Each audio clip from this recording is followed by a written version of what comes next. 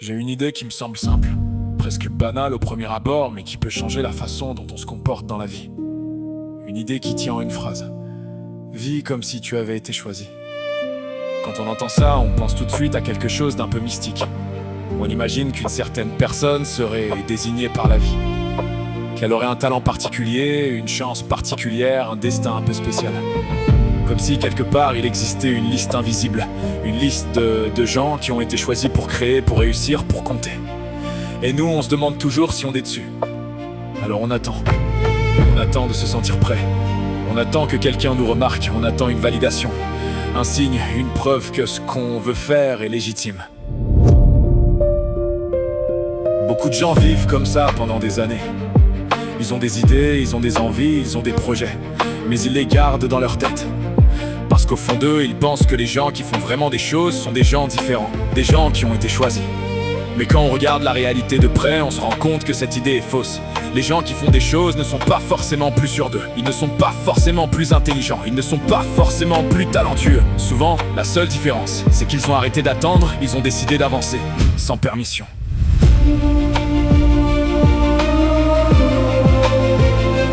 Pas parce qu'ils étaient convaincus que ça allait marcher, mais parce qu'ils ont compris quelque chose de simple. Personne ne vient te choisir. Il n'y a pas de moment magique où quelqu'un frappe à ta porte pour te dire « C'est bon, maintenant tu peux y aller ». Ce moment n'existe pas.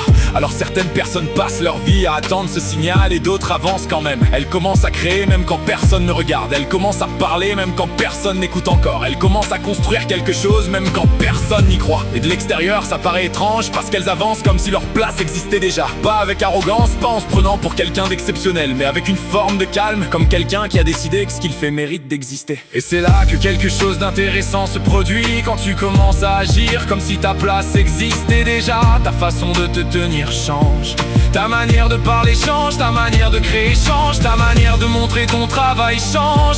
Tu n'attends plus que les gens te donnent la permission. Tu proposes, tu montres, tu construis, et petit à petit les gens commencent à réagir.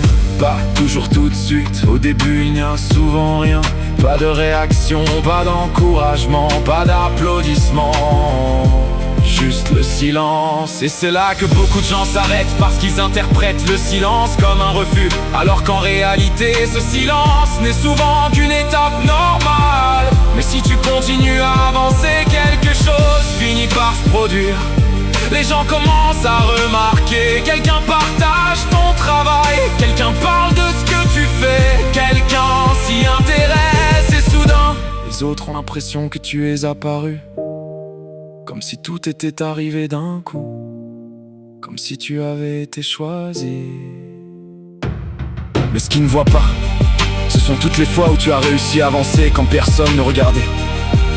Toutes les fois où tu as continué alors qu'il n'y avait aucune validation. Toutes les fois où tu as décidé de bouger même dans l'incertitude.